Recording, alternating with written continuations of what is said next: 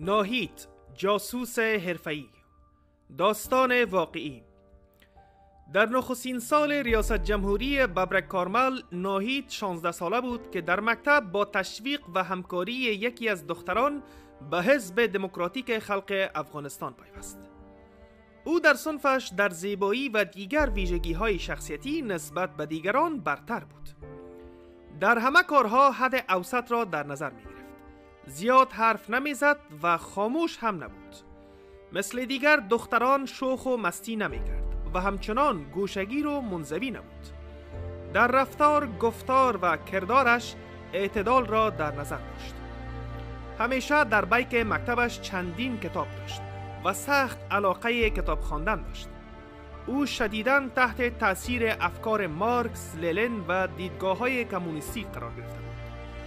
عشق به مطالعه، گذشته خشونتبار و متفاوت نگریش نسبت به پدیده‌های دور و برش او را واداشته بود تا بدون ترس به زندگی و راهش ادامه دهد.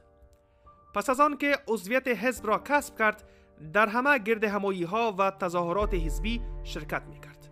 مقاله می‌نوشت، سخنرانی‌های پرشور می‌کرد و با اراده راسخ در راستای اهداف حزب می‌کوشید.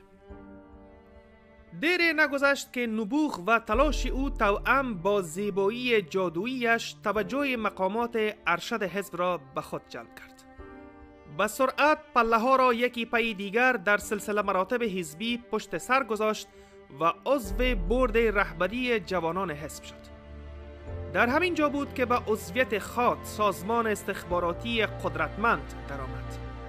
مهارت و زیبایی جادوییش به او جایگاه خاص می‌داد. در آنجا بود که او تمرینات ورزشی و نظامی را فرا گرفت.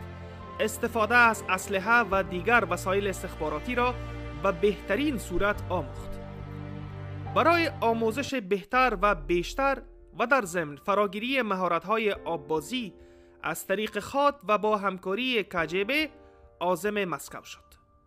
آببازی، ژیمناستیک و سر دویدن از مهارت‌هایی بود که خیلی زود به آنها عادت کرد.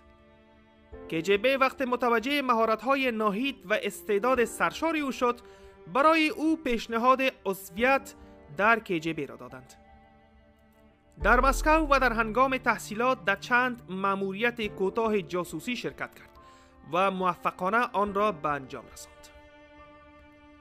ناهید پس از ختم تحصیلات در مسکو دوباره به کابل برگشت. او دری زبان بود، اما به زبانهای پشتو، ازبکی، انگلیسی و روسی تسلط کامل پیدا